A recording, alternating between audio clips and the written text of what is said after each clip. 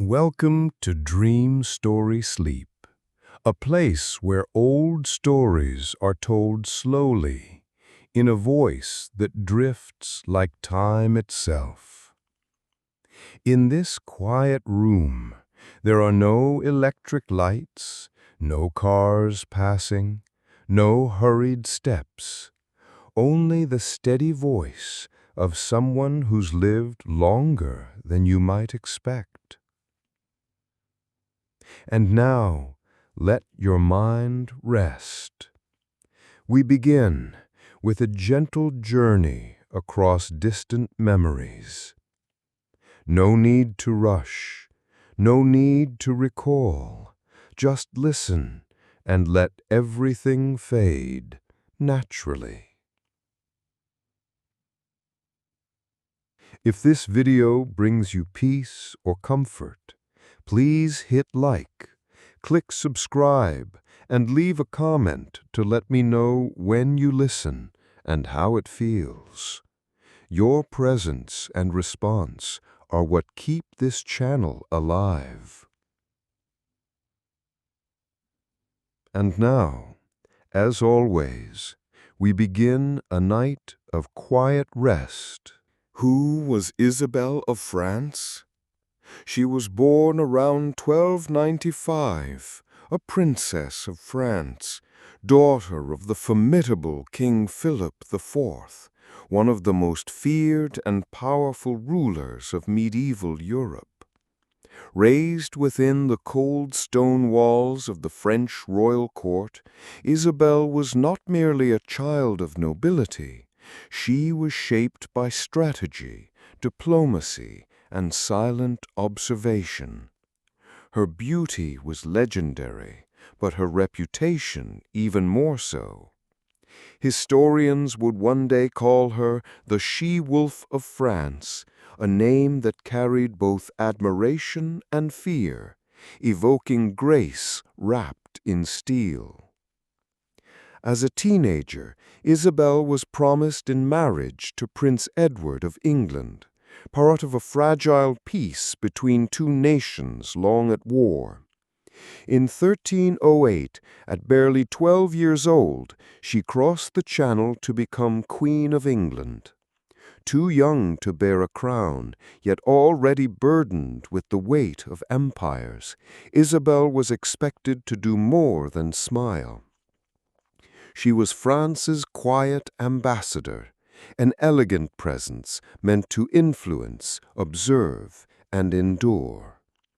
And endure she did.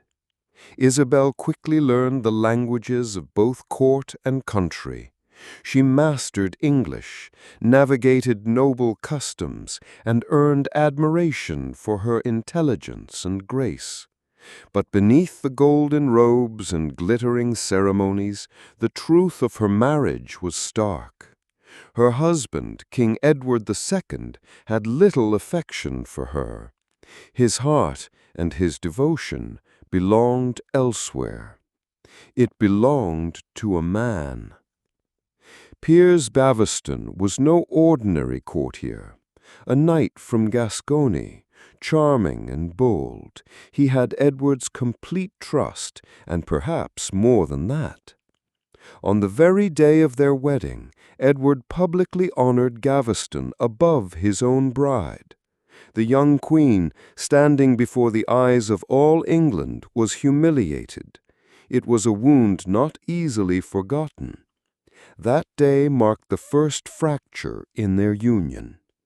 Years passed. Gaveston was eventually executed by English nobles tired of his influence. For a brief moment, peace returned to the royal marriage. Isabel gave birth to a son, Edward, the future king. But soon a new favorite emerged, Hugh Despenser the Younger, and with him came ruin. Despenser was ruthless, hungry for power. The lands that once belonged to the queen were stripped from her. Her castles were handed over, her voice in court silenced. Though she wore a crown, Isabel lived under surveillance, locked out of decisions, isolated from allies. Her humiliation deepened, and in her silence, resentment grew. But outside the palace walls, others shared her anger. Nobles across the realm were growing weary of Despenser's tyranny. Rebellion stirred, and where once she had been ignored, now Isabel became a symbol of defiance, of lost honor, of quiet strength ready to rise. In 1325, she found her moment. Sent to France to negotiate on Edward's behalf, she crossed the sea again, but this time she would not return. In Paris, she reunited with her brother, King Charles IV, and began forging new alliances. Among her closest was Roger Mortimer, an English noble in exile. Their bond quickly deepened. Political, yes, but also passionate. Together, they became a force to reckon with. By 1326, Isabel and Mortimer led a small army back to England. The invasion was swift. Edward's forces collapsed. Towns welcomed her. Nobles pledged their loyalty. Despenser was captured and met a brutal end. Edward II was forced to abdicate. His son, Edward III, only 14, took the throne. And in the shadows of that new reign, Isabel ruled. For a time. Edward II died in prison months later, his death a mystery. Some whispered of red-hot iron, of silent screams, of assassins who left no trace. Truth or myth, it didn't matter. The king was gone, and Isabel's grip on power seemed absolute. But power has a price, and a son, once a boy, grows into a king. In 1330, Edward III struck. Mortimer was arrested and executed. Isabel, spared the blade, was confined to Castle Rising. No throne, no court, only quiet halls and echoing regret. She lived out her days in solitude, far from the fire of rebellion she once kindled. In 1358 she died. She was buried in London, her story nearly buried with her. Yet we remember her, not only for the scandal, or the war, or the whispers of betrayal, but because she dared to rise when silenced, to fight when cornered, and to hold a kingdom's fate in her hands, if only for a moment. In the soft shadows of the 14th century, when church bells still echoed through stone cathedrals, and the flames from tower beacons flickered through the Parisian mist, there came a day, a quiet, cold morning, that history would never forget. It was Friday, the 13th of October, 1307. Without warning, thick wooden doors were broken down.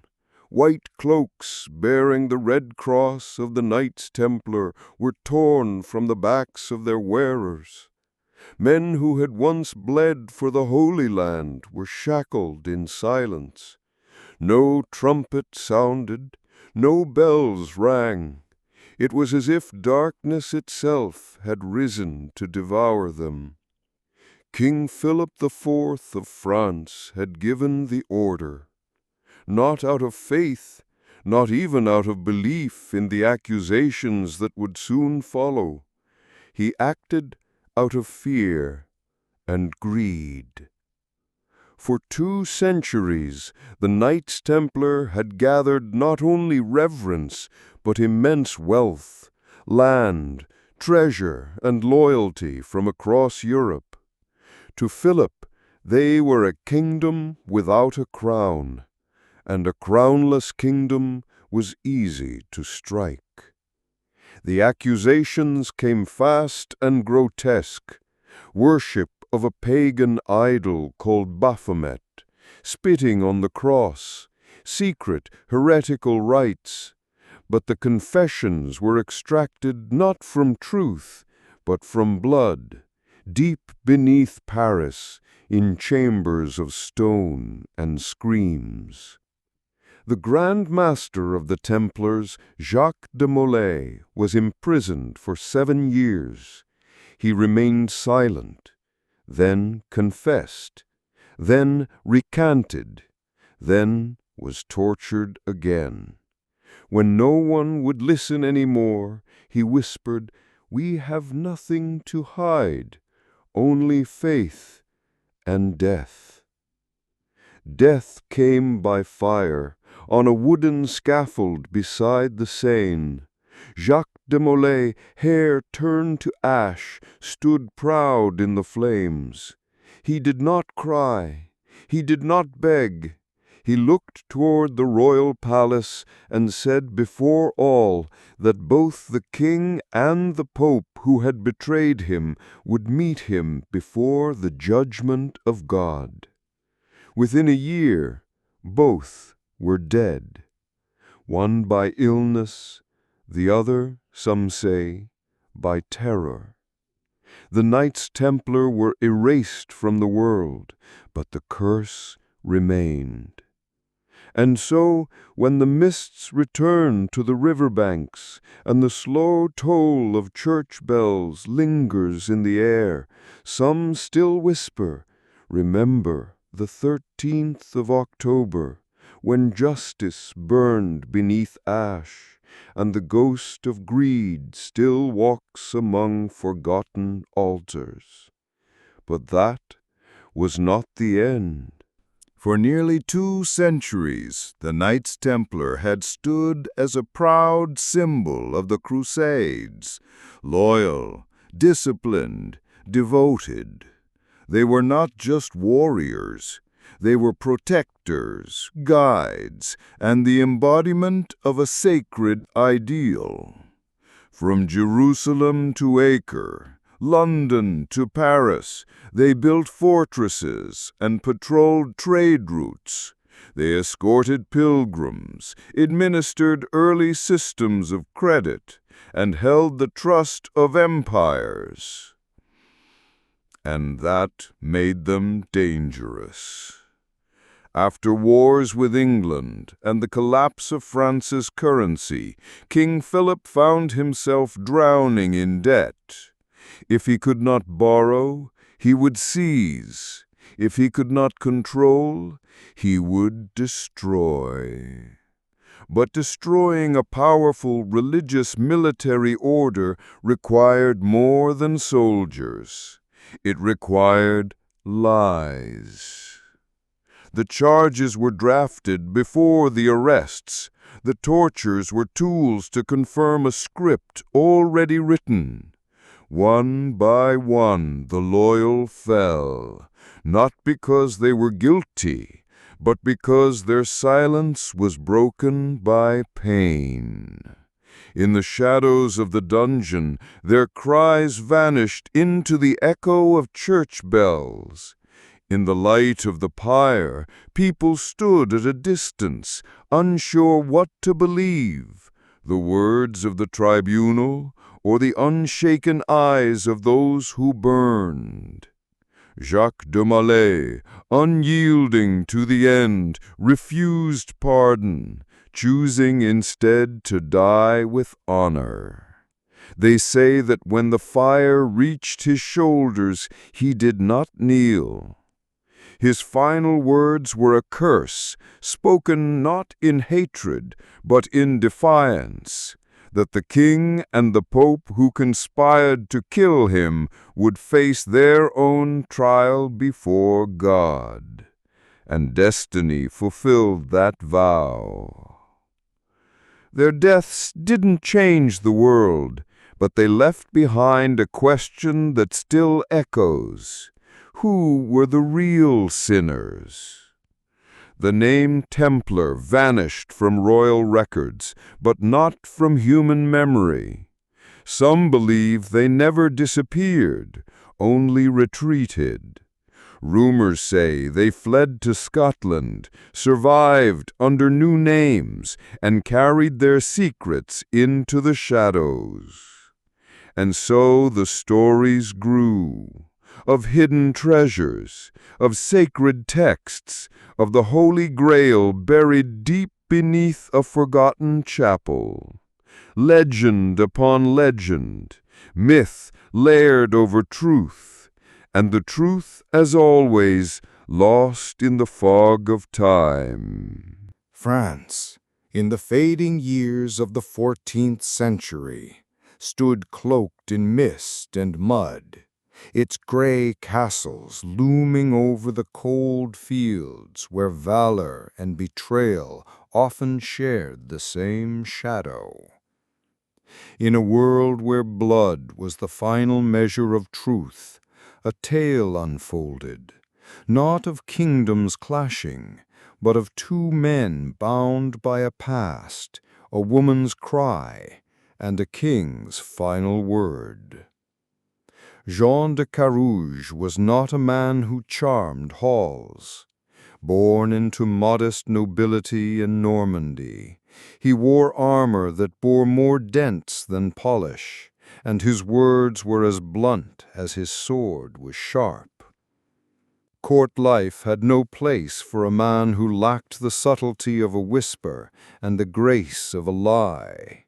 He climbed no ladders in noble courts, made no alliances with flattery. What he did have was resolve, hard as steel, and a wife, Marguerite, whom he cherished beyond all else. She was beauty, dignity, and the daughter of wealth, and to Jean she was the only truth he never questioned. Across the court stood Jacques Legris, a mirror of everything Jean was not. Educated, smooth-tongued, dressed in silk, and adorned with favor. Jacques was the darling of Pierre de Lanson, a lord with influence vast and generous. He was handsome, magnetic, and adored by those who shaped the tides of power. Once a friend to Jean, he had long since stepped into brighter circles, leaving behind shared memories for richer spoils.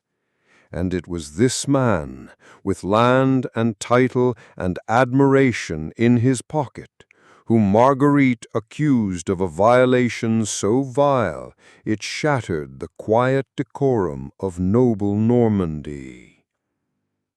The year was 1386.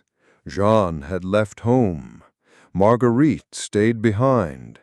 What happened next was her burden to carry.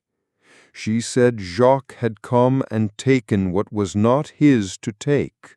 Her accusation was a scream into the heart of a society that heard but did not listen. For in that time, a woman's voice held no weight unless carried by the breath of a man. There were no witnesses, no proof but her words, and those, they said, could not stand against a man of Jacques' stature. Jean brought the case to court, but the halls echoed with laughter and silence in equal measure. Jacques, with his allies and charm, tilted the balance before Jean could even draw his sword. Marguerite was summoned, questioned, doubted. No one saw, no one knew, and Jean, wounded not only by what had been done, but by the world's refusal to care, refuse to let it end there. He traveled from stone fortress to fortress, seeking an audience not just of ears, but of justice. When all doors closed, he turned to the throne itself. King Charles VI heard his plea, not for evidence, not for investigation, but for divine judgment. A trial by combat, one final reckoning where God, not man, would decide who spoke truth and who wore falsehood like armor. And so, on the 29th of December, thousands gathered in Paris. Nobles, peasants, priests, they filled the stands and rooftops. This was no longer a feud, it was spectacle, law, and legacy. Marguerite was placed high above the crowd, seated beside noble women, her life hanging on the edge of a blade. Should Jeanne fall, she would be burned alive for lying before men and God. Steel clashed in the arena.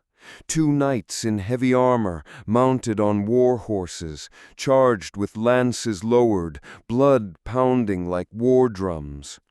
The crowd held its breath as hooves pounded dirt and cries of rage filled the air. Horses died, metal struck flesh, blood soaked the winter soil. Jacques, swift and practiced, nearly claimed victory, but Jeanne, driven by fury, love, and something colder than either, held firm. His blade found Jacques' heart, and the court erupted. Jacques Legris collapsed, dead before the final breath left him, and by the law of that land and the eyes of that king, the truth was declared. Marguerite had not lied. Jean de Carouge was hailed a hero. Honors were bestowed, but he asked for little. A soldier still, he died years later in another war, far from the field where his wife's honor had been defended with steel. Marguerite lived, not as a symbol, not as a martyr, but as a woman who had survived what most could not. History did not record her laughter or her grief, but it remembered that because she spoke, and because one man believed her enough to bleed for her, the kingdom was forced to reckon with its own silence.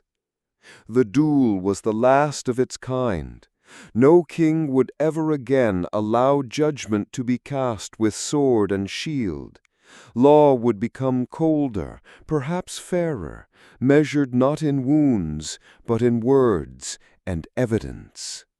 Yet the story remained, not because it was soaked in blood, but because it marked the end of a world where truth lived not in courts, but on battlefields.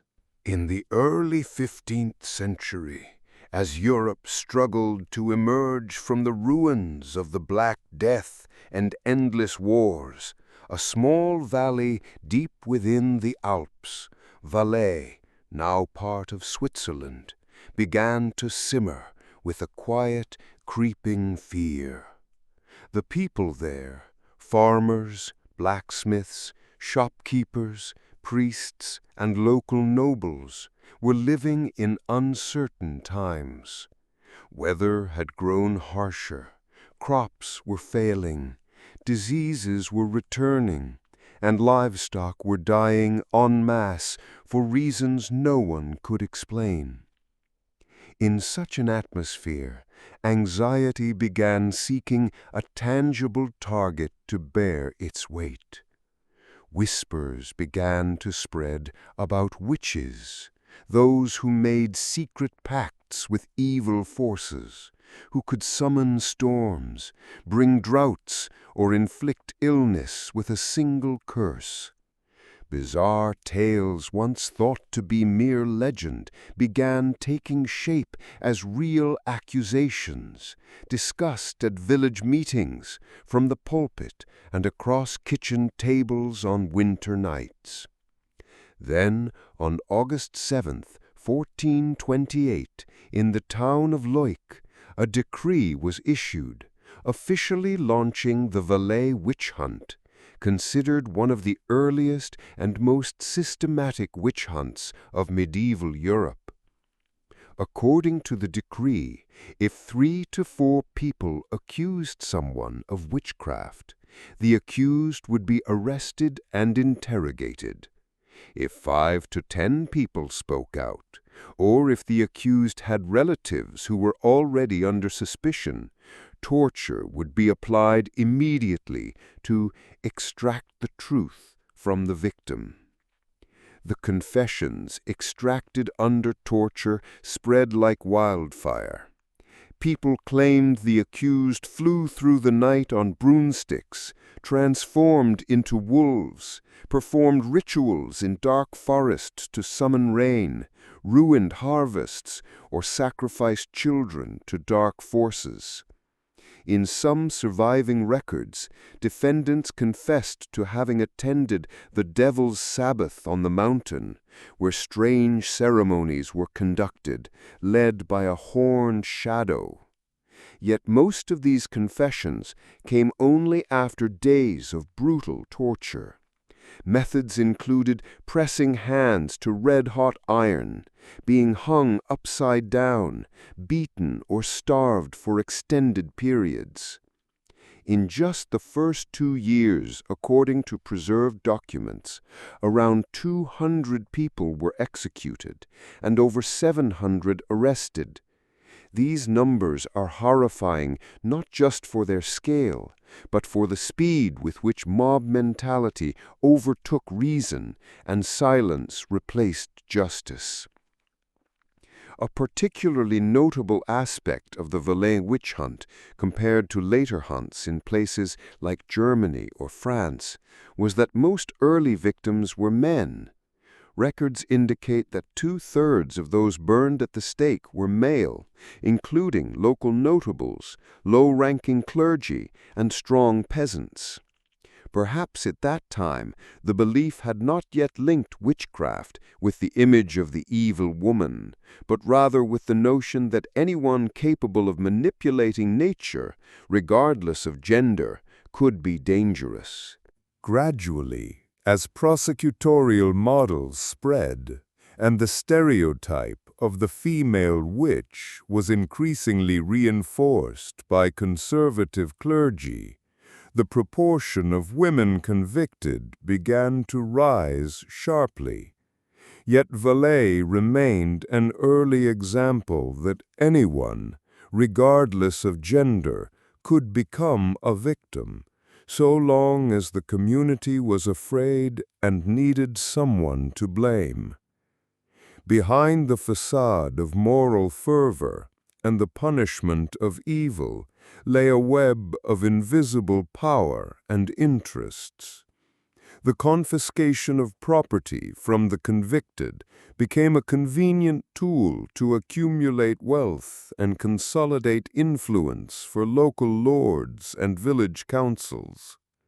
All executed individuals lost everything they owned, and unless they had strong protectors among their relatives, their possessions would be redistributed among officials and local leaders.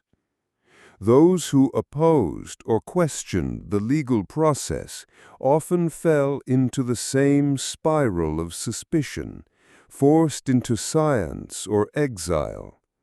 Fear became a political instrument, allowing authorities to control the populace while eliminating inconvenient individuals. The trial procedures used in Valais quickly became the standard for many neighboring regions. Localities such as Fribourg, Neuchâtel, and Lausanne adopted similar methods.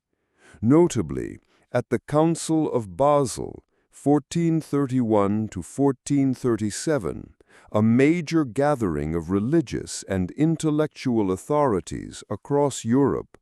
The records of the Valais witch hunt were presented as reference materials for future campaigns. Valais can be seen not only as the beginning, but also as a dangerous precedent, transforming human rights violations into a legal system with procedures that appeared fair, but were, in fact, riddled with prejudice and manipulation. Looking back at the Valais witch trials, one does not merely see the brutality of the past, but also glimpses of the present. In any society, if fear is not guided by reason, if power is handed to the manipulative, and if communities are willing to turn on one another in exchange for a false sense of peace, then such tragedies can indeed repeat themselves. Have you ever wondered, if you had lived in that era, who would you be? The accuser? The accused? Or the silent observer who watched everything unfold without daring to speak? The story of Valais is not just a dark stain on history. It is a mirror that reminds us no age is immune to delusion. And sometimes true evil does not come from demons, but from human indifference, prejudice, and fear. Can you imagine being a poor farmer, an illiterate blacksmith, or perhaps a young man barely of age, and one day you're told to leave your village, your family, your work, to go because of a call you cannot refuse? In the late 11th century, a powerful wave rose from across the countryside of Europe. They did not leave in search of gold or riches. They barely understood what lay in the distant eastern lands, but they left with rusty swords, makeshift armor, and the belief they were part of something greater. That was the beginning of a nearly 200-year movement, the Crusades. But what really happened when untrained people became soldiers? When tens of thousands left their homes, crossed seas, climbed mountains, and trekked through deserts into unknown lands?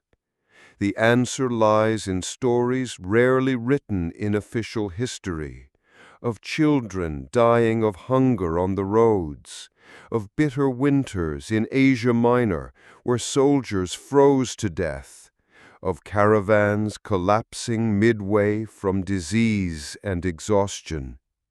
These fighters lived as if tomorrow wouldn't come, not out of bravery, but because they were utterly weary. They slept in abandoned stables, ate moldy bread, drank from muddy pools. The days of marching seemed endless. Each new land another hill to climb, another wall to break. Have you ever imagined a father taking his son on what he believed to be a sacred journey, only to watch him fall on foreign soil, with no one to bury him? They didn't die in glory, but in silence, in moments where no one could hear their final cries. The Crusades weren't just wars, they were dark storms, sweeping across both those who marched and those who waited. Wherever the armies went, villages burned, fields withered. Not only soldiers died, but the elderly, women, and children. Not only blood was shed, but also the tears of those left behind. Some cities were besieged for weeks. People survived by eating grass, roots. There were massacres that haunted memory for centuries. In the ashes, people often forgot the original cause, only remembering the faces of those who lost sons, husbands, homes. If you lived in that time, what would you do when a cavalry from the west rode into your town? Would you hide behind stone walls, hoping they wouldn't stop? Or would you flee into the night, leaving everything behind? Remember, not all who joined the war knew why they held swords, and those who died, from mercenaries to innocent townsfolk, had names, ages, families who once held them dear. Perhaps they didn't fight for noble ideals. Perhaps they simply wanted to survive and return home.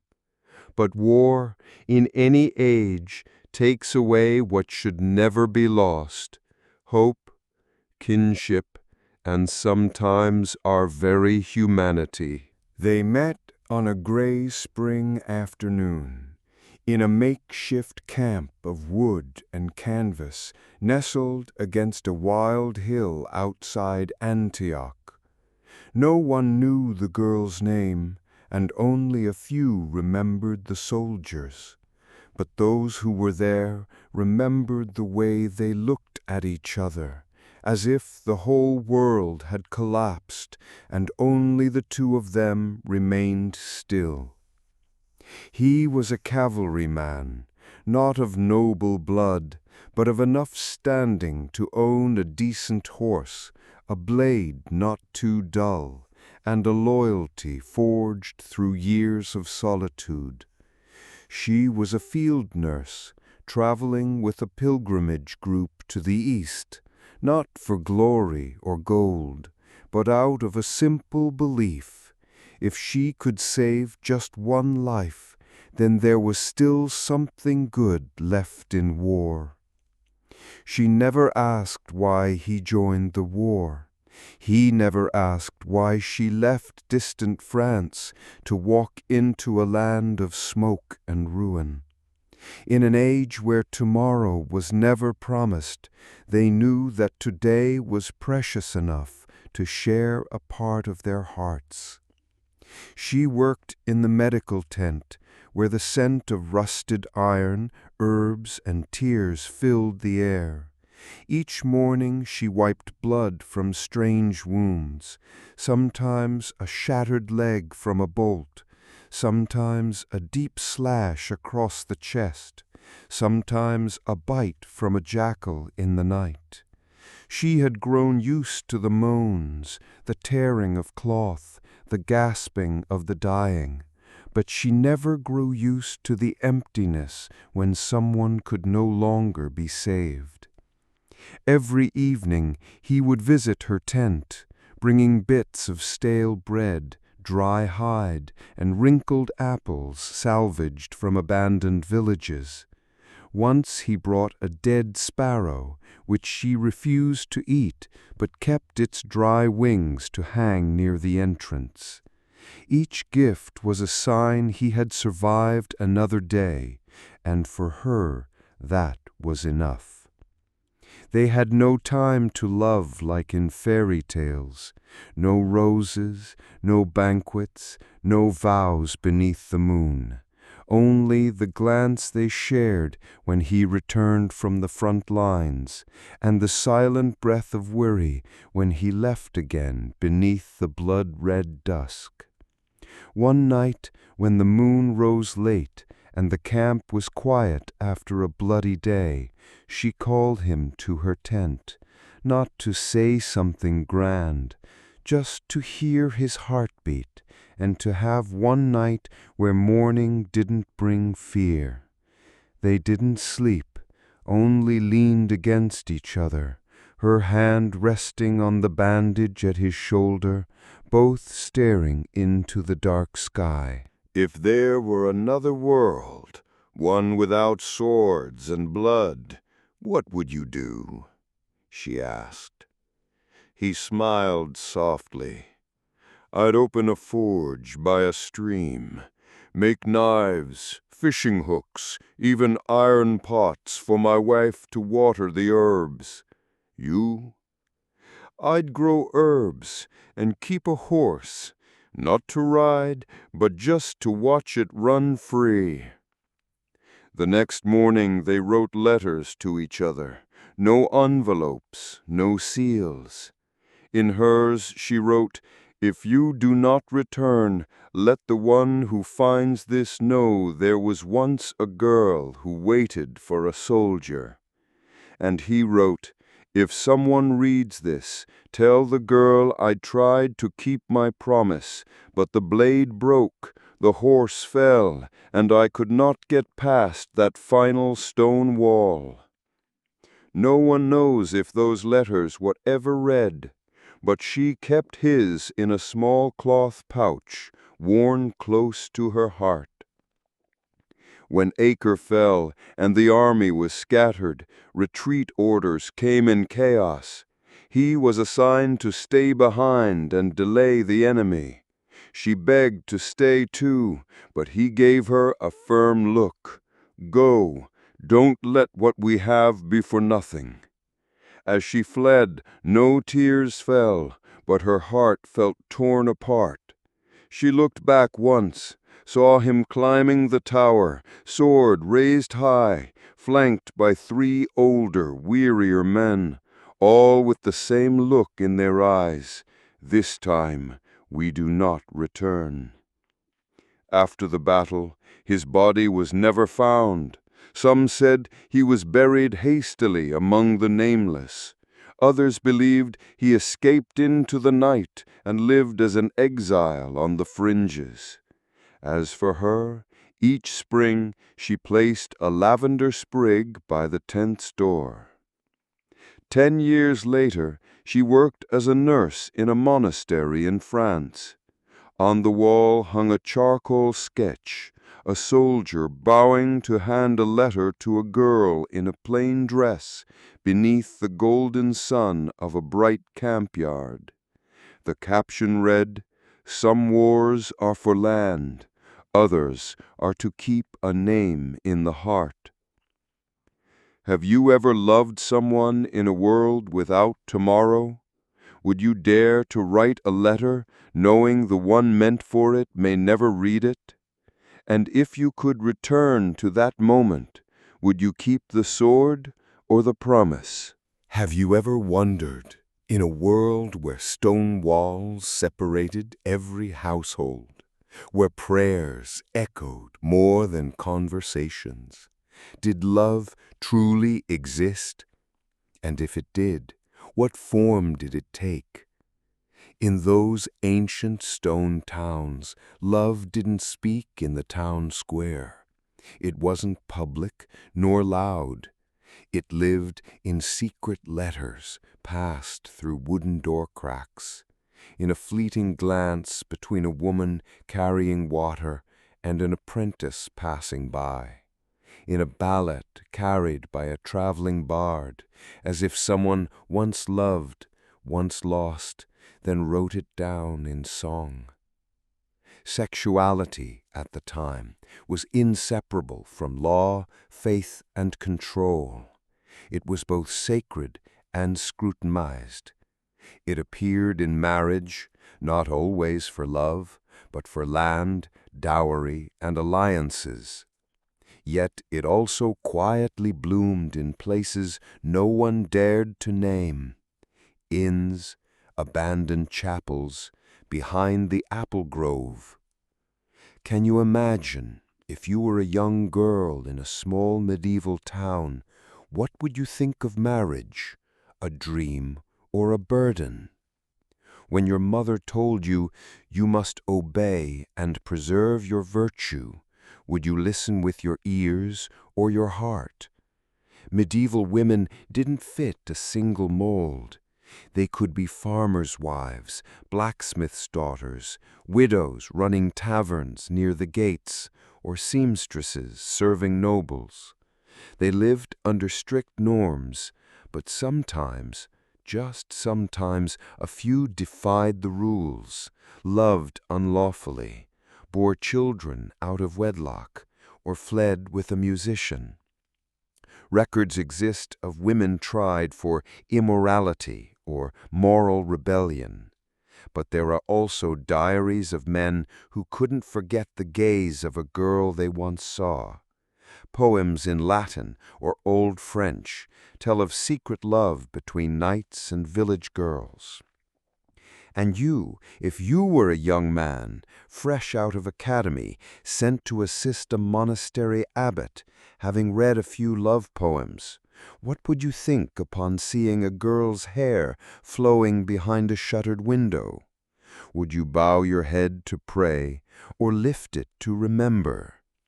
Some loves never bloomed, due to class, religion, or arrangements, but others transcended all. Letters hidden in loaves of bread, melodies played beneath brick walls. Love then wasn't modern, but it wasn't weak. Some left homes, defied parents. Some waited all winter for a summer promise. Some died for loving the wrong person at the wrong time. As for sexuality, it wasn't just an act. It was something society tried to contain through law, fear, and punishment. But the more it was constrained, the more it slipped through, proving that in every age people longed for closeness, touch, gaze. And women, from vegetable sellers to nuns, noble women in Florence to hunters' wives in the highlands, each had her own story. Stories not always written, but if you listen closely, you'll hear them in every footstep on cobblestone, every midnight sigh, every gaze that lingers just a little too long. So if you lived back then, would you dare to love? Could you keep a promise in a world that denied vows of the heart? Or would you tuck that feeling away and live on as though you never felt it? The first universities, where knowledge kindled amidst the darkness. Did you know that universities were born a very, very long time ago? Not in the modern era, not amidst glass buildings or high-tech libraries, but in the heart of cold stone towns and cobbled squares of medieval Europe. Back then, between the sound of church bells and the robes of monks, a new world was quietly shaping shape, the world of knowledge. In an age when most people couldn't read and knowledge was confined to monasteries, the idea of a place where anyone could come to learn was nearly revolutionary. Around the 11th or 12th centuries, in cities like Bologna, Paris, Oxford, and Salamanca, groups of students and teachers began to gather to teach, debate, and copy books. There were no signs outside, no student uniforms, yet those places were the very seedlings of the university. Imagine this: if you were a student back then, living in a small attic room with only a candle and handwritten books. By day, you'd squeeze on to long benches in an old monastery to listen to Latin lectures. By night, you'd carefully rewrite every line in hand-mixed ink, silently studying in the biting cold. You studied to understand law, to debate theology, or to gain enough wisdom to serve in royal courts or religious institutions. The University of Bologna, founded around 1188, is considered the oldest continuously operating university. It wasn't founded by a king or church, but by students themselves. They hired professors, organized classes, and managed the system collectively. Meanwhile, the University of Paris, emerging from theology schools near Notre Dame, became the most famous hub for teaching theology and philosophy. Here, students weren't just learning by rote, they were taught to challenge ideas, a rare privilege in that era. Have you ever wondered, what would you hear in lectures in Paris in 1250? The existence of the soul, the essence of human reason, or methods of proving truth through language and logic? Could an ordinary person even have that chance? Oxford and Cambridge appeared not long after, in the 12th and 13th centuries. Unlike today, medieval universities had no modern lecture halls. Students gathered around long stone tables, borrowing handwritten books weeks in advance. They were banned from fighting in the streets, and breaking the rules meant facing the university's own court. What did they study? Primarily the 7 liberal arts, trivium and quadrivium. Grammar, logic, rhetoric, plus arithmetic, geometry, astronomy, and music. Only those who passed could advance to theology, law, or medicine. Professors had no microphones. They lectured or interpreted in Latin, and students had to write down nearly everything by hand.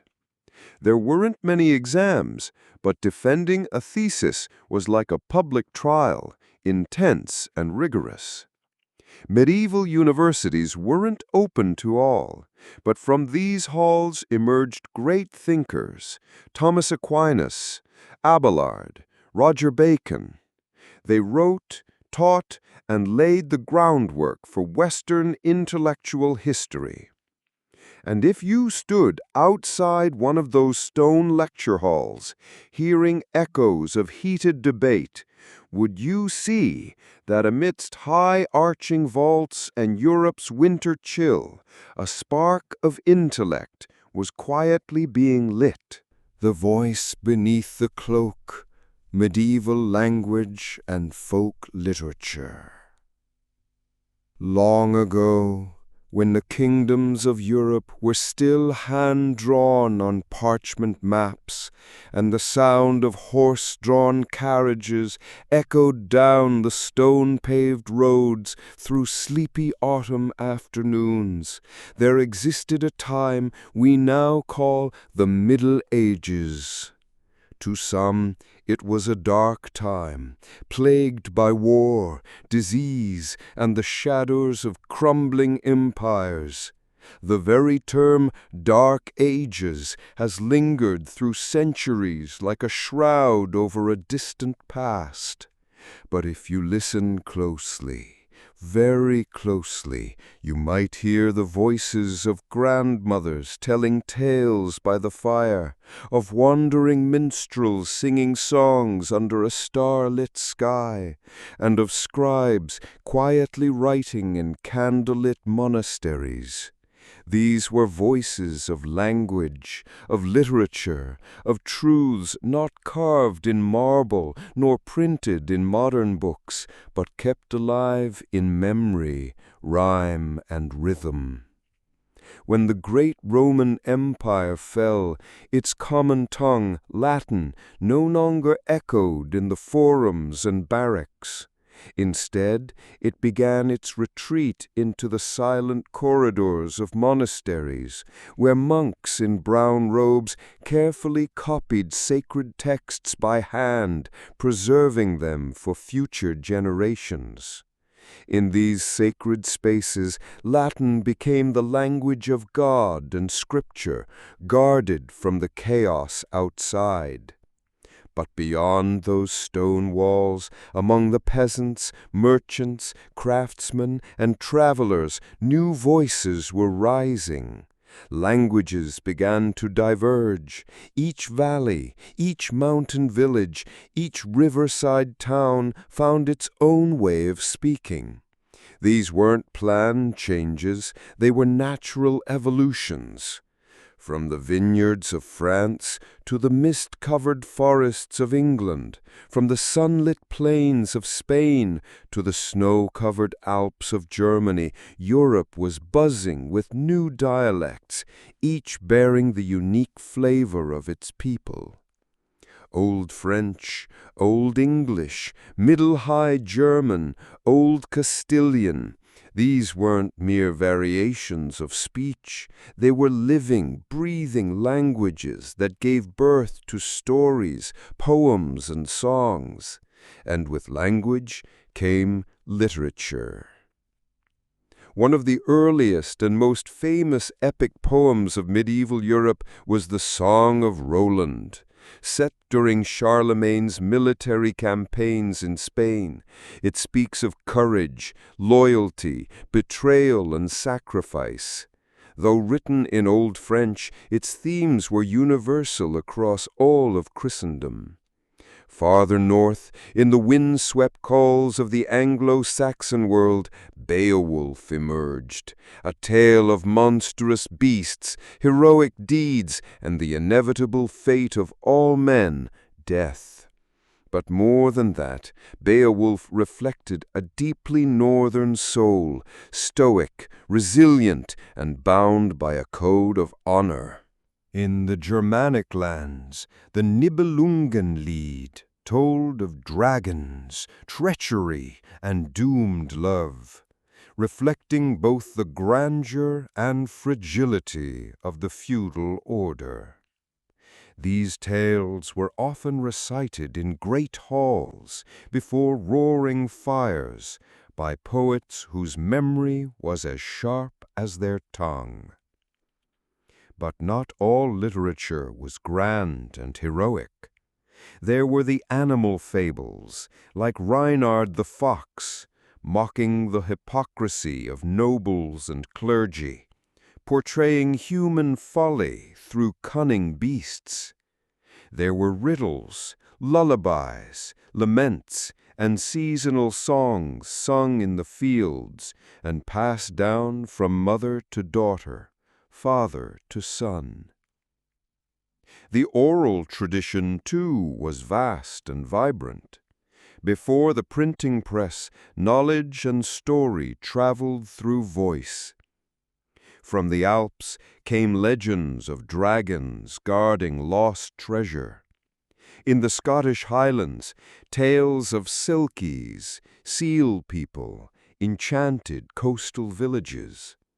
In Brittany, the forest whispered of fairy queens and noble ghosts. Courtly poetry blossomed in southern France's Occitania, where troubadours sang of unattainable love and feminine grace. Their music traveled to Italy, Catalonia, and beyond. These poets were both entertainers and philosophers, weaving melody with reflection. Women, too, found voice in these arts, like the Trobairites, female troubadours whose verses explored love, longing, and independence. Did you know that literature wasn't just confined to castles or monasteries? Marketplaces, village greens, and taverns often echoed with traveling storytellers. They were the medieval equivalent of today's theater, newspaper, and cinema, all rolled into one. The Canterbury Tales by Geoffrey Chaucer captured this spirit perfectly. Through a pilgrimage of characters from all walks of life, monks, millers, tailors, and the ever-wise wife of Bath, it painted a vivid portrait of 14th-century English society, humorous, flawed, but endlessly human. Even religious literature evolved with the people. Piers Plowman questioned societal inequality while cloaked in allegory. hagiographies, biographies of saints, mixed moral instruction with mysticism, showing how spiritual ideals coexisted with folk beliefs. In every genre, beast fables, epic sagas, romantic poetry, religious texts, literature reflected the soul of the people. It wasn't just entertainment. It was identity, resistance, memory, and aspiration. If you were a peasant in a field, hearing a bard sing of a hero who rose from humble beginnings, would you feel hope? If you were a woman confined to duty, hearing verses of love and freedom, would you dream a little louder? And if you lived in a world of uncertainty, would a well-told tale offer a kind of truth deeper than facts? Thanks to these literary legacies, we now know, even during war, plague, and poverty, the people of the Middle Ages never stopped telling stories.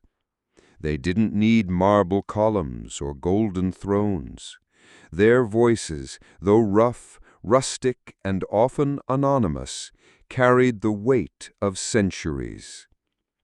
Today, when we read these old words, we are not just observing history, we are touching the living breath of a forgotten world. A world where the pen was not mightier than the sword, but where stories still managed to survive the sword's destruction. And maybe, just maybe, there's something in those ancient verses that still speaks to us now. Something we've been needing to hear all along. When the stars were counted, mathematics and astronomy in the long medieval night. If you lived in 13th century Europe and looked up at the night sky, what would you see?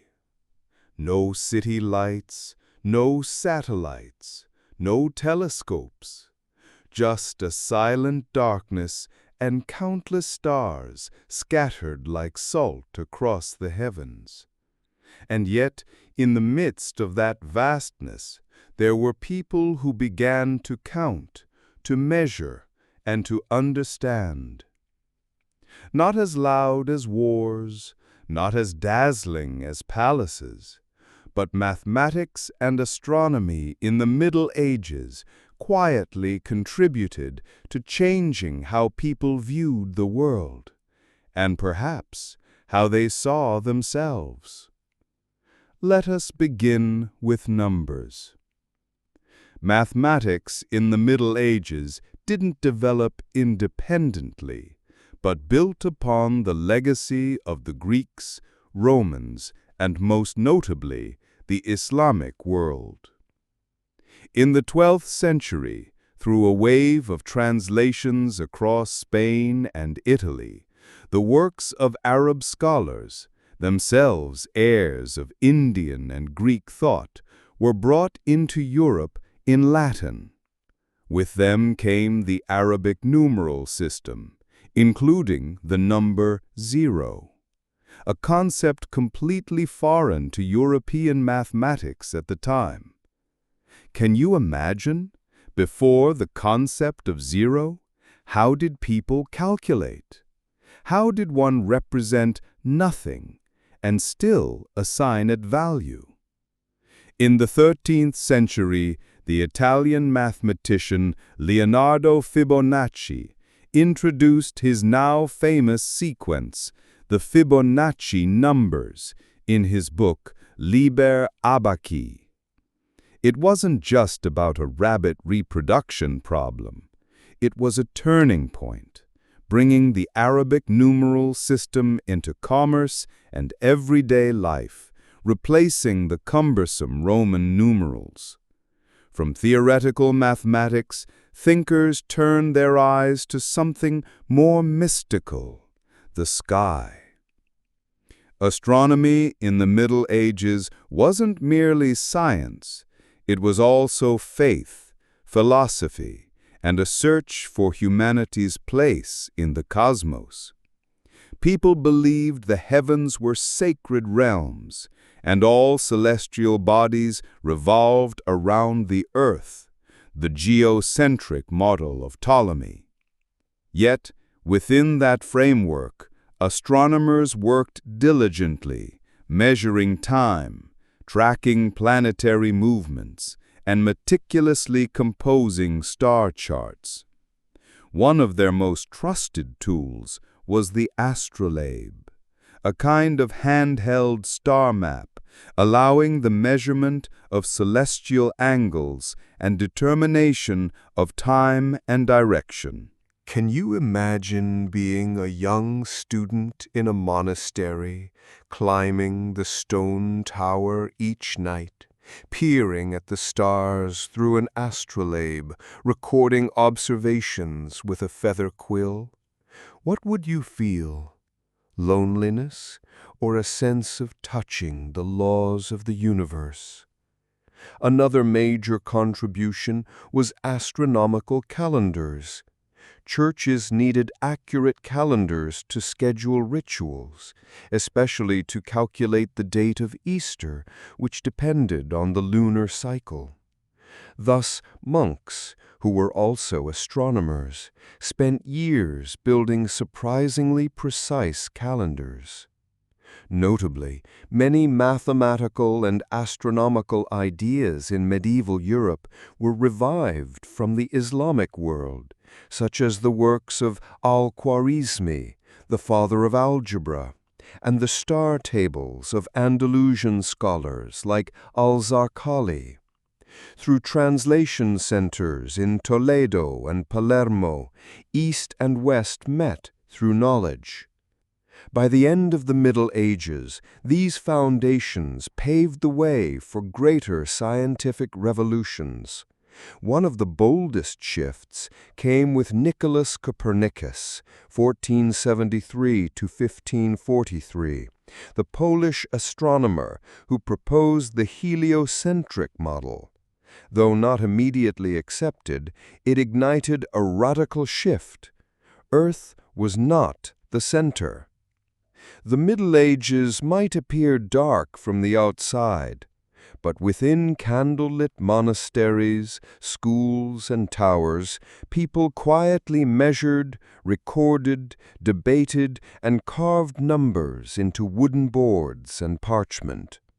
So if you had lived in that era, what would you choose? Mapping the stars or counting time with ancient math? Would you believe in the unchanging order, or begin to question and seek new paths through the night? Gothic architecture, soaring arches, stained glass, and faith reaching the sky. Around the 12th century, a quiet wave of innovation swept across European cities. It wasn't as loud as war, nor as short-lived as political regimes. This transformation unfolded brick by brick, window by window, until structures rose so tall one could almost touch the heavens by merely looking up. This was the era of Gothic architecture. Imagine living during that time, standing in the heart of a medieval town, tilting your head back to see sunlight filtering through towering stained glass windows. What would you feel? Perhaps awe, maybe a sense of smallness, or perhaps a silent whisper from history brushing past your thoughts. In a world still muddied by earth and echoing with bells, could you sense something greater than yourself? Originally called Opus Frangiganum, the style of the French, Gothic architecture wasn't an abrupt revolution, but an evolution from the heavy Romanesque churches to slender, light-filled sanctuaries crowned with colored glass. The most iconic feature was the pointed arch, not merely a design choice, but a structural innovation that better distributed weight. It allowed builders to reach higher ceilings, expand interior spaces, and install vast windows in place of thick stone walls. As walls became thinner, flying buttresses emerged to redirect external thrust, keeping buildings stable. These massive stone arms extended outward from the walls, both sturdy and visually dramatic. Ribbed vaults were another crucial invention, where intersecting stone ribs formed geometric patterns like webs across the ceilings, strong, efficient, and beautiful. Yet nothing captivated the soul like stained glass. When sunlight passed through thousands of colored shards, blue, red, violet, gold, the result was a silent spectacle. These windows weren't just decorative. They told stories, stories of saints, of miracles, of ordinary people, all viewed through a lens of belief. Have you ever wondered if you were a commoner in those times, stepping into a cathedral on a cold morning and watching the shimmering light fall through the stained glass? What would you wish for? Forgiveness? A good harvest? Or simply the peace to survive until the next spring? Hundreds of sculpted details adorned the exteriors like stone storybooks. Biblical figures, mythical beasts, scenes from daily life, all carved into doorways, gutters, and columns. Even the fearsome gargoyles weren't just grotesque decorations, they served as rain spouts. Several monuments came to define the Gothic age. Notre Dame de Paris, begun in 1163, famed for its soaring vaults and vibrant stained glass sequences. Chartres Cathedral, renowned for its preserved 13th century glass. Cologne Cathedral in Germany, towering at 157 meters, took over 600 years to complete. Milan Cathedral, adorned with over 3,400 statues, blends Gothic form with Italian artistry. And Westminster Abbey, site of countless English coronations. Gothic architecture wasn't just about religion. It embodied spiritual aspiration, technical prowess, and a unique worldview of the medieval soul. In foggy, wind-blown cities, Gothic cathedrals stood like vertical anchors between earth and sky, places where people could pause and look upward and quietly believe in something beyond the ordinary. So, if you had the chance to live in that era, which structure would draw you in? Would you be the craftsman chiseling a stone, or simply the silent figure seated on the last wooden bench, listening to echoes from the vaulted roof above, trusting that all things would one day be cleansed by light?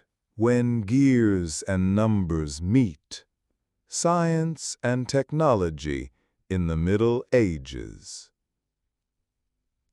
Have you ever thought that amid moss-covered monastic cloisters, where candlelight flickers on ancient manuscripts, the first seeds of modern science once sprouted? During the Middle Ages, while wars, faith, and endless pilgrimages occupied the outside world, a quieter realm of experimentation, observation, and invention was unfolding in libraries and workshops.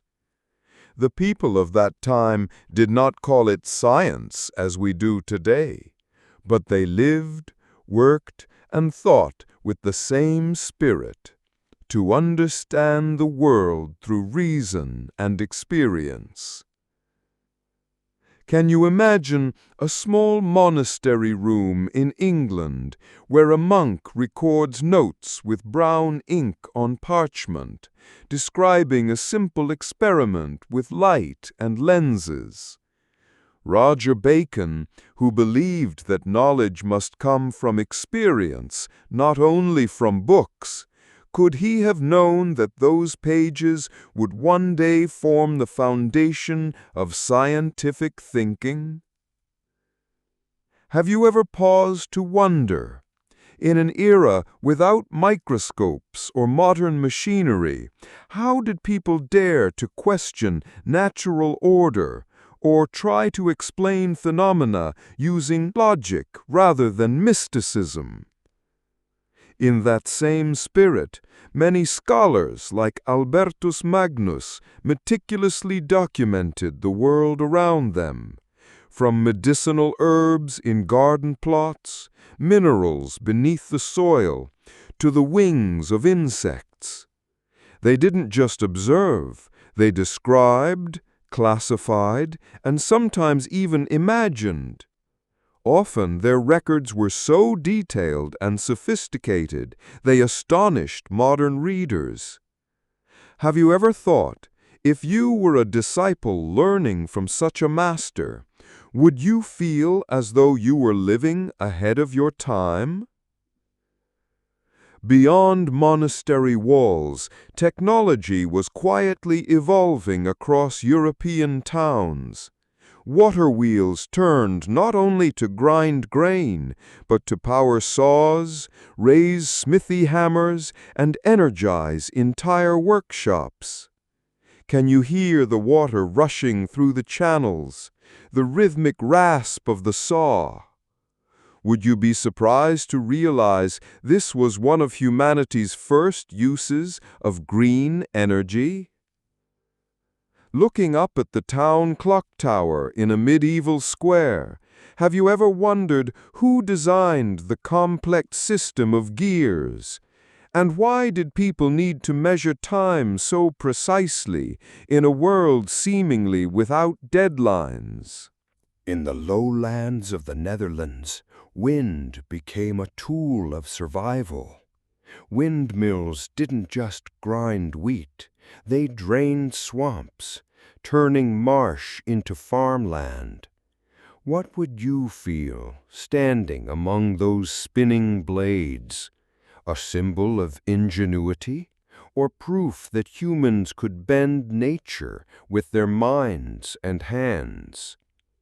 In medicine, though often constrained, schools like Salerno and Montpellier taught anatomy, pharmacology, and clinical practice. Imagine being a 13th century medical student, standing beside a candlelit dissection table, seeing a human organ for the first time in your mentor's hands. Would you feel fear or the sacred responsibility of healing? By the end of the Middle Ages, new inventions opened up new horizons. Gunpowder began to alter battlefield strategies. Magnifying glasses let humans glimpse what the naked eye couldn't. And Gutenberg's printing press broke down barriers to knowledge, allowing craftsmen, merchants, and students to access wisdom no longer locked in monastery scriptoria. Have you ever asked yourself, if you lived in that era, would you trust hand-copied books or embrace printed knowledge as a gift from the heavens? Would you guard that knowledge for yourself or share it in the market square or a classroom where children held books for the first time? The expanding roads, trade and economy in the Middle Ages. Have you ever wondered, in a world without phones, without the internet, without shipping containers, how did people in the Middle Ages manage to trade with one another, from one region to another, even across entire continents?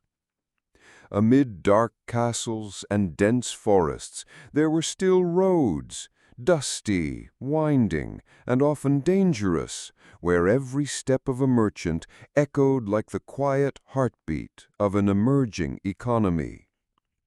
In the early Middle Ages, the economy was largely self-sufficient. Feudal estates functioned almost entirely closed off.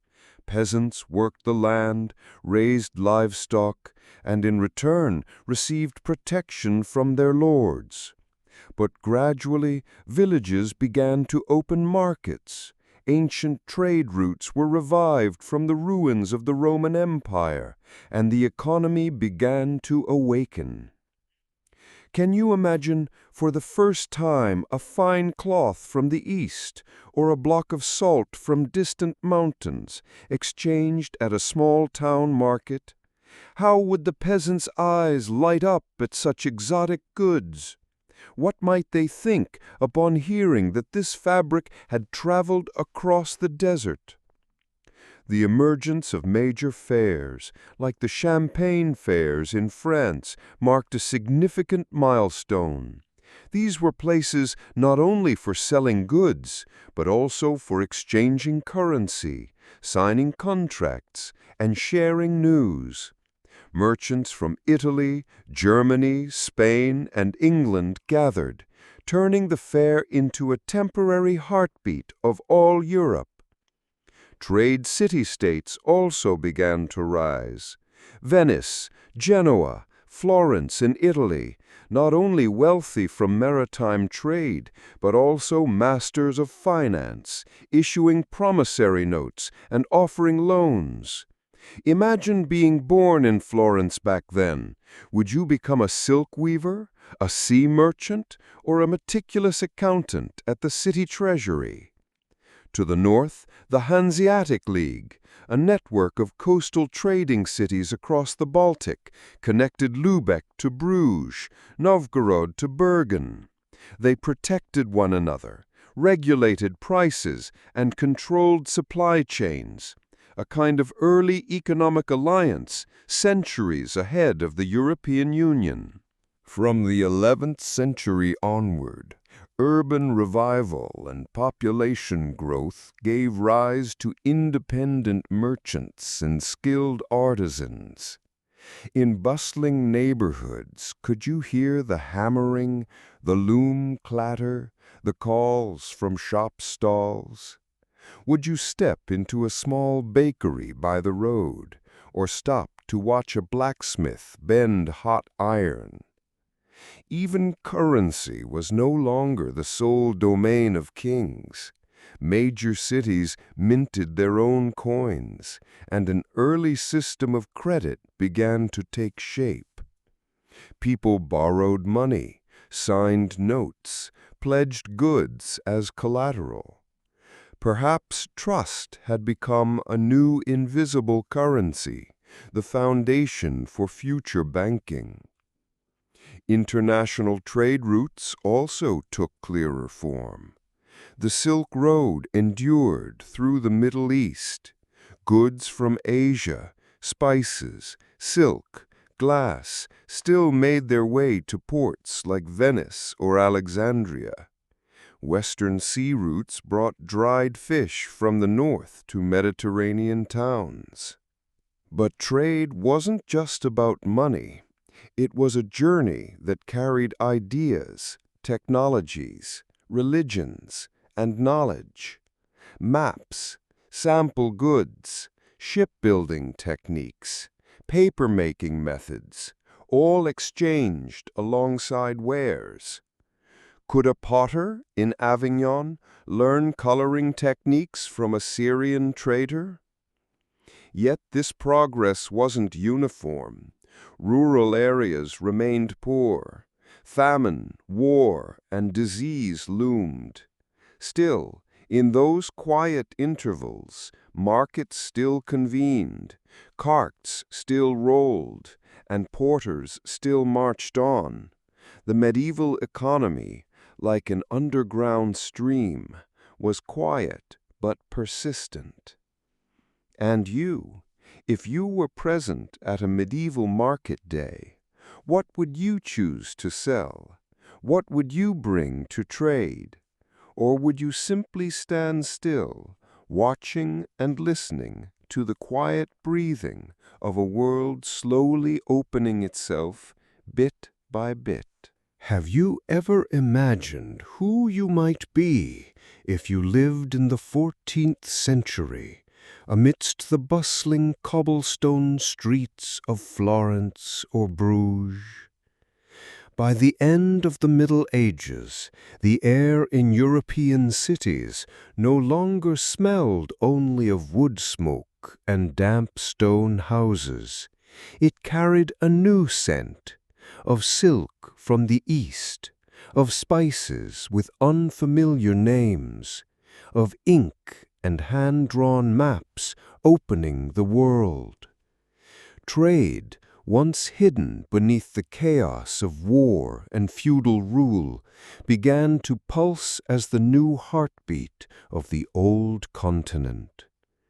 In Venice, each morning echoed with the clatter of wooden crates and shouted greetings in many languages. Heavy sailboats arrived at the docks carrying pepper from India, nutmeg from Java, and shimmering silk from China. Merchants in long robes and turbans from the Islamic world stepped on to the piers, not as strangers, but as awaited partners. Florence was different, not by the sea, but the crossroads of wealth. It was the city of banks, ledgers, and private rooms where contracts were signed and sealed in wax. People would say that if a deal could succeed in Florence, it could grow across all of Europe. Then there was Bruges, like something out of a painting, where canals sliced through rows of pointed-roofed houses. During market season, Germans brought furs, the English brought grey wool, and the French hauled in wine and cheese. They all met at the central square, where colorful flags of every guild flew high. But what made trade truly transformative wasn't just goods, it was the exchange of stories, new symbols, formulas, and records, things the West had never known until the door opened to the Islamic world and the East. Through Arab merchants, Europeans first encountered Indian numerals, Babylonian astronomy, and Persian distillation techniques. Medical texts were copied, translated into Latin, and spread through newly formed schools. And if you had stood on a red brick road in Genoa or Palermo one autumn day in 1390, you might have seen a cart from the east arrive, its driver wiping sweat from his brow, pulling back a cloth to reveal scrolls, stained glass panels, and a map drawn in a strangely unfamiliar style. Would you have stepped closer, asked a few clumsy questions in a mix of Italian, French, and some foreign tongue? That curiosity, it was the spark that lit the Renaissance. Because when people began to trade not just goods, but knowledge, when they traveled not just for profit, but to feed the mind, a new era was born. Trade didn't just create wealth, it changed how people saw the world. And along those trade routes, a quiet seed began to grow, the one we now call Renaissance thinking. Have you ever dreamed of standing in a 14th century fair, hearing the vendors call out, the jingling of horse harnesses, and meeting the gaze of a stranger from the East? If you could step into that market, what would you bring home besides merchandise? Perhaps a new way of thinking, a novel idea, or simply the realization that the world is far bigger than you ever imagined. Have you ever wondered, if no one made you bow your head anymore, where would you look? Maybe up to the sky, maybe down to the earth. But some people, at the end of the Middle Ages, began to look inward. For centuries, the world revolved around an unshakable faith. The answers were above. Humans, tiny, flawed, were but grains of sand in the hands of invisible forces. But then, as trade routes opened and old scrolls returned from libraries in Constantinople or Alexandria, something shifted, softly but profoundly. The classical knowledge of Greece and Rome, once buried under the ashes of empire, was rediscovered, reread, copied, and debated. Manuscripts of Plato, Aristotle, Cicero, and Seneca were no longer meaningless words confined to monasteries, but became sparks for debate among young scholars, painters, teachers, and the simply curious. An old yet new question rose again. What is a human being? No longer just beings awaiting judgment, humans were now seen as capable of understanding, exploring, and creating. They began to portray themselves anew, on canvas, on cathedral walls, and in poetry that no longer echoed only sin and redemption. Humanism wasn't a loud proclamation. It was like light touching stone after a long winter, slow, but changing everything's color. In Florence, artists like Giotto and later Masaccio began to paint people with volume, emotion, and real proportions. Gone were the wispy, weightless bodies of angels. They painted old men with wrinkles, curious children, laborers with solid arms. They painted not just angels, but blacksmiths, mothers, beggars in the street.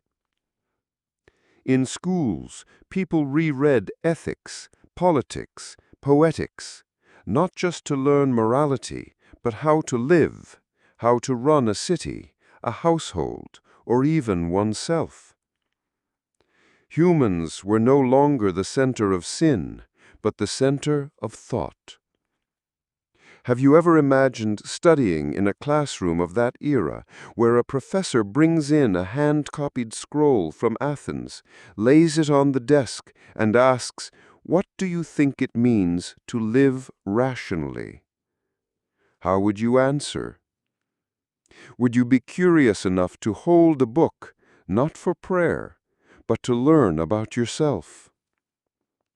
Humanism did not erase faith. It simply added a question beside it. If God created humans, where does human worth lie? And so, statues were no longer carved solely for gods. People began to sculpt those who had lived, poets, philosophers, and even the nameless who had left a mark. That was how they preserved memory, in stone, in words, in paintings. among the old houses of Rome, in the new libraries of Milan, beneath the vaulted ceilings of Padua, that idea spread. Humans, with all their weakness and yearning, deserve to be understood, to speak, and to be depicted. Have you ever wondered, if you lived in 1450, when the first book was printed using Gutenberg's press, what would you choose to print? A sermon? A poem? Or your name among millions of others, just to say that you once existed? Have you ever imagined a city that could stand for more than 1,000 years and then collapse in just a few days?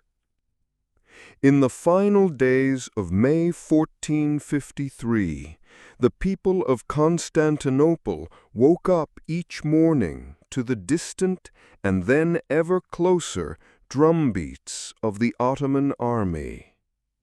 They were no strangers to war, but this time something was different. No longer scattered raiders, but an immense war machine surrounded them, with cannons, siege towers, cavalry, and the determination of a 21-year-old, Mehmed II. Inside the city, Emperor Constantine XI had few options. He had about 7,000 men, militia, soldiers, and a few groups of Italian mercenaries. Against them stood an Ottoman army said to number over 100,000. But more than numbers, it was a difference in era. One side represented the last bastion of Eastern Rome, steadfast and proud, but breathing the air of the past. The other was an ascending empire, young, ambitious, and armed with something new, gunpowder and cannons. Have you ever wondered what it felt like to stand on those ancient walls, seeing the horizon stained red by enemy campfires, hearing the whistling shriek of cannonballs against stone? For weeks the cannons roared day and night. The walls, which had withstood hundreds of attacks before, began to crumble. Inside, people prayed, panicked, and piled sacks of earth to fill in the breaches. Constantinople was not just a city. It was a symbol of a civilization, the last lighthouse of the Greco-Roman world, a haven where ancient books were hand-copied, where church domes touched the heavens, where people believed that God still heard their pleas. But prayers could not stop Mehmed's troops from breaching the walls on the morning of May 29th. Emperor Constantine XI, legend says, removed his imperial robe, took up his sword, and fought to the last breath. His body was never found. Some say he melted into the blood of the city, so no one could claim complete victory. Cobblestone streets thundered with horses' hooves. The Hagia Sophia, once echoing with sacred chants, now rang with screams. Thousands hid in the church, praying. Some Ottoman soldiers broke the doors, enslaving those inside. Others, by Mehmed's order, protected iconic buildings like the Hagia Sophia, turning them into legacies of the new empire. Can you imagine a craftsman standing on his rooftop, watching the dome where his son was baptized, now flying a foreign flag? As the sun set that day, an empire disappeared. The Byzantine Empire, the last remnant of ancient Rome, was gone from the map. But the story didn't end there. Scholars, monks, and artisans fled westward with manuscripts, art, and ideas. They weren't merely refugees, they were carriers of a legacy, and in their hands were seeds that would blossom into the Renaissance, an age of rebirth in knowledge and the human spirit. That city, Constantinople, no longer belonged to the old world, but its fall unleashed a new current, a tide of discovery, thought, and light. Have you ever stood before the sea and wondered, if I keep walking toward the horizon, what might be waiting there? At the end of the 15th century, Europe was a continent in transition. The revival of ancient knowledge, fresh scientific discoveries, and an urgent desire to find new trade routes stirred an unprecedented wave of exploration. Amid this momentum stood a man from Genoa, Cristoforo Colombo, or Christopher Columbus in Latinized form, who looked westward with unshakable faith. The earth was round, and if one sailed far enough across the ocean, they could reach the fabled land, India. Columbus wasn't the first to dream of sailing across the sea, but he was the one who dared to believe that the distance was far shorter than most scholars of the time estimated, a mistake that would lead to one of history's most significant discoveries. After years of rejection from various royal courts, Columbus finally received support from Queen Isabella I and King Ferdinand II of Spain. In 1492, he set sail from the port of Palos with 3 small ships, the Santa Maria, the Pinta, and the Niña. Not grand warships, but humble vessels capable of facing fierce winds and turbulent waves. Can you imagine the feeling among the crew as days passed in the boundless ocean without sight of land and no knowledge of what lay ahead? Fear, fatigue, and doubt weighed heavily on them. At one point, they even threatened to turn back. Yet Columbus held firm in his conviction. Just a little farther, and land will appear. Then, on October 12, 1492, a shout rang out from the Pinta, "Tierra! Tierra!" Land! They had reached the Bahamas. Believing he had arrived in the East Indies, Columbus referred to the local people as Indios, a term that would later become Indians, though it was a geographical error. In truth, Columbus had not reached Asia, but he had unknowingly revealed a new continent to Europe, what would later be called the New World. Did Columbus understand the magnitude of his actions? Perhaps not. Even in his later voyages, he continued searching for Asia. Yet, though he did not name the continent, the world remembers him as the pioneer of the Age of Discovery. The encounter between Europe and the Americas brought mixed outcomes, both magnificent and tragic. It initiated trade on an unprecedented scale, spread technologies, languages, and religions, but also unleashed wars, diseases, and the collapse of indigenous civilizations like the Aztecs and the Incas. If you had lived at that moment, what would you have thought when a strange new shoreline appeared at the edge of the world? Would you have seen it as hope or a harbinger of unforeseeable change? Columbus was neither a saint nor a villain. He was a symbol of a historical turning point when humanity began to see the world as a connected whole, and when journeys were no longer limited by what the eye could see from the shore. between mud and morning light.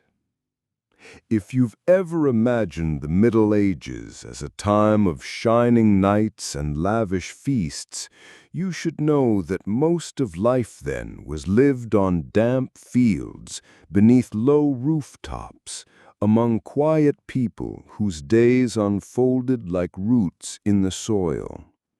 They were called serfs, not quite slaves, but far from free. A serf was born on a lord's land, and they died there. They could not leave without permission. They couldn't marry outside their village. They didn't learn to read or write, and most never saw a city. Work began before sunrise. Men, women, and even children had tasks. They dug earth, sowed barley, fed pigs, cut grass, harvested turnips, mended fences. When winter came, they chopped firewood, patched thatched roofs, and prepared food for long months of cold.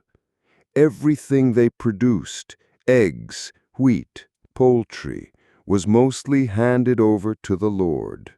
What remained was saved for their family, enough to survive, rarely enough to feel full.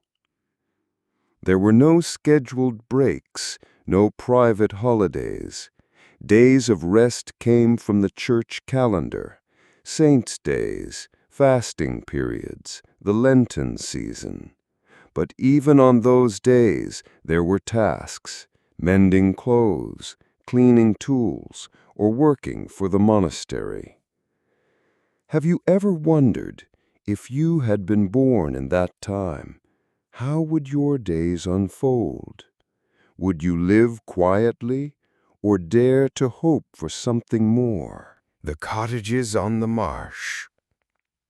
If you walked into a medieval village, the first thing you might notice would be the low-roofed homes, roofs of yellowed thatch, walls smeared with clay, and wooden beams warped by time. Each house was like a bird's nest, not large, not strong, but just enough to shelter a family from the restless wind. A peasant's house usually had only one main room, used for cooking, eating, and sleeping. No glass windows, no running water, no modern heating. Just a stone hearth in the center and a wooden chimney blackened by smoke. The smoke often lingered indoors, darkening the ceiling like charcoal. Livestock, pigs, chickens, sheep, often slept in the same room as the family, not for affection, but for warmth and protection. The clucking of hens, the snorting of pigs, the smell of damp straw and burnt wood created a scent that belonged to no one but those homes. Children shared beds with their parents. The elderly slept closer to the fire. There were no warm blankets, only coarse cloth woven by hand. During heavy rains, water sometimes dripped through the thatch. During strong winds, doors creaked like long sighs in the night. No one complained.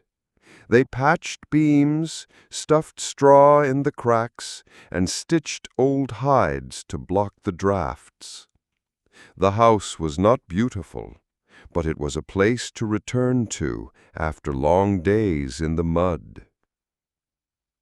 Have you ever imagined waking up in such a home on a winter morning, cold, dark, and silent, and yet perhaps a kind of peace as you listen to the steady breath of those you love nearby? A meal in a windowless home. The morning often began with oat porridge, thick, heavy, unsweetened. A handful of ground barley, some water, and a few dried herbs from the last season. It wasn't a dish of delight, but it kept the stomach warm when the cold wind slipped through the cracks in the door. Lunch was often black bread, made from rye or barley, dense and hard. It was sliced and eaten with vegetable stew or a smear of leftover animal fat. Meat was a luxury, saved for major feast days or when a sick animal had to be slaughtered. Eggs, turnips, onions, garlic, these were the staples, easy to grow, easy to store. Sometimes there was aged cheese or wild chestnuts gathered in autumn. Every meal was a small collection of what the land allowed. In winter, every edible thing was carefully stored, pickled roots, dried meats hanging above the fire, and grain kept in clay jars. No refrigeration, no markets. Everything came from hands, from soil, and from patience. Common folk drank weak beer, not to get drunk, but because well water wasn't always clean. Even children drank this small beer, low in alcohol, mainly to quench thirst. Wine was reserved for noble tables and for monasteries. For those of higher rank, knights, lords, noblewomen, meals were more varied: roasted meat, exotic spices, aged wines. But those dishes rarely made their way down to the hands of servants. Still, not everyone went hungry. Peasants knew how to plant, raise, and preserve. They boiled bark, ground seeds, used every part of an animal. They didn't eat for pleasure, but to survive, to work another day, to hope for a better season. Have you ever wondered, if all you had were black bread and onions, how many days could you go? Or which food would you miss the most if you had to go back to that time? Among what was missing, life still went on. Medieval life was not sweet. It was harsh, old, and filled with boundaries that could not be crossed. But if we look closely, beneath the mud and smoke, inside the sparse meals and windowless homes, there was still something deeply human. A mother blowing on porridge in the dim firelight, offering the first spoonful to her youngest child. A father placing a hand on his son's shoulder the first time he was trusted with field work. An old man repairing a leaky wooden barrel, telling a story he heard when he was a boy.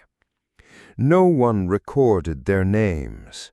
No one wrote them into the pages of history, and yet it was they, the quiet ones, who formed the foundation of an entire age. Have you ever wondered, if you had lived back then, who would you have been? A peasant sowing seeds? A barefoot child running across packed earth? A wife tending the fire each dusk? Or simply a soul watching from afar, asking how did they manage to live with so little? Perhaps it was because they did not expect much.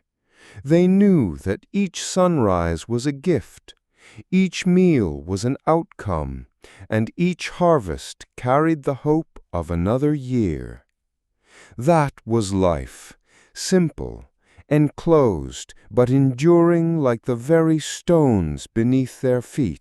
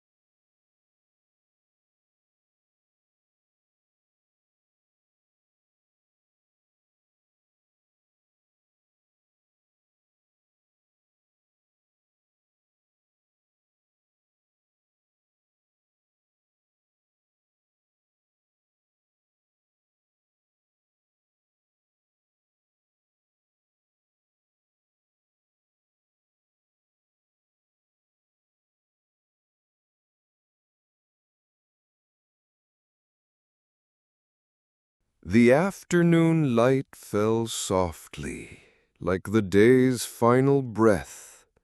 Thin rays of sunshine wove through the dense canopy, falling gently on a winding dirt path that led through the ancient forest. There were no cars, no people, only the rustle of leaves whispering like nature's lullaby, a sound that had echoed since time immemorial. The forest here was deep and serene, a dark shade of green.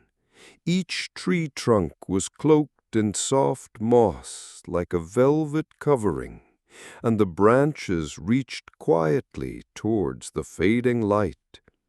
The leaves didn't fall in haste. They danced slowly in the air, spinning gently as if performing an ancient waltz. In the distance, where the trees parted, the sky was painted a soft orange, a brushstroke of color gently laid across the vast canvas of nature. The path was lined with brown earth and scattered smooth stones, soft beneath the feet. Each step felt like a breath, slow and calming.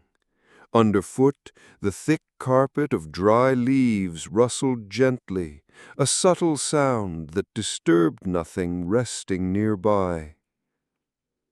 Further down the path, past the curve where an old tree split the trail, a small house appeared, like a tender secret within the forest. It was a single-story home, with wooden walls, a thatched roof, and moss-covered stones along the foundation. A wisp of smoke curled from a small chimney, blending into the fading sunlight and vanishing among the high branches. There was no gate, no fence, just an open space, welcoming everything, as if every visitor was an old friend expected all along. In front of the house, an old wooden bench leaned against the wall. On the table, a teapot still steamed. The aroma of forest leaves mingled with the gentle fragrance of tea, bringing a strange but comforting sense of peace. The breeze carried the songs of birds calling to each other, the gentle rustle of leaves, and the earthy scent left behind by last night's rain. Behind the house, a small trail led to a quiet river that wound through the forest like a silver thread on a green tapestry. The water was so clear you could see the smooth stones lining the riverbed.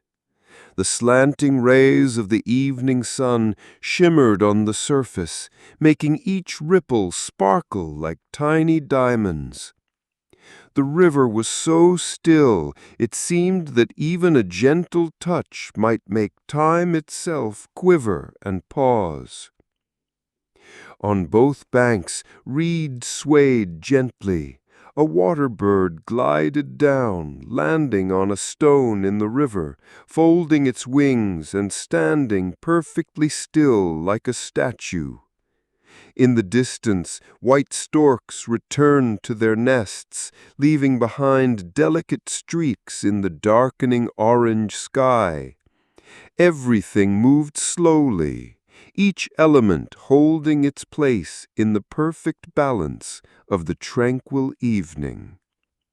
You could sit by that river for hours and not feel the passage of time, because here there was no time, only the present moment, still, warm, and whole. The afternoon light fell softly, like the day's final breath.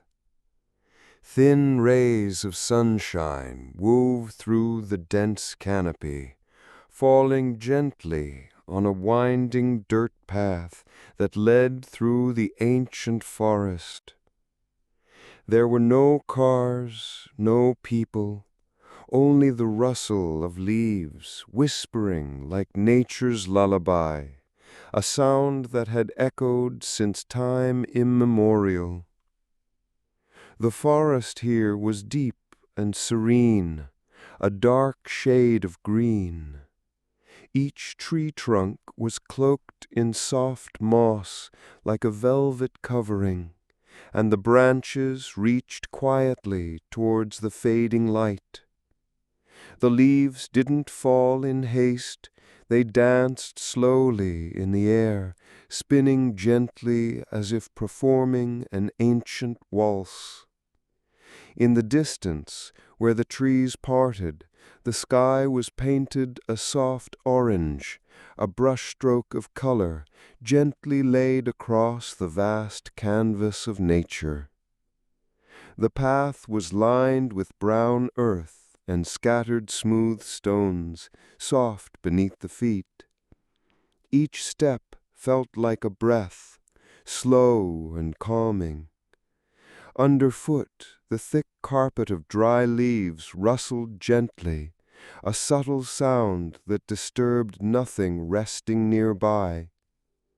Further down the path, past the curve where an old tree split the trail, a small house appeared like a tender secret within the forest. It was a single-story home, with wooden walls, a thatched roof, and moss-covered stones along the foundation. A wisp of smoke curled from a small chimney, blending into the fading sunlight and vanishing among the high branches. There was no gate, no fence, just an open space, welcoming everything, as if every visitor was an old friend expected all along. In front of the house, an old wooden bench leaned against the wall. On the table, a teapot still steamed. The aroma of forest leaves mingled with the gentle fragrance of tea, bringing a strange but comforting sense of peace. The breeze carried the songs of birds calling to each other, the gentle rustle of leaves, and the earthy scent left behind by last night's rain. Behind the house, a small trail led to a quiet river that wound through the forest like a silver thread on a green tapestry. The water was so clear you could see the smooth stones lining the riverbed. The slanting rays of the evening sun shimmered on the surface, making each ripple sparkle like tiny diamonds. The river was so still, it seemed that even a gentle touch might make time itself quiver and pause. On both banks, reeds swayed gently. A water bird glided down, landing on a stone in the river, folding its wings and standing perfectly still like a statue. In the distance, white storks returned to their nests, leaving behind delicate streaks in the darkening orange sky. Everything moved slowly, each element holding its place in the perfect balance of the tranquil evening.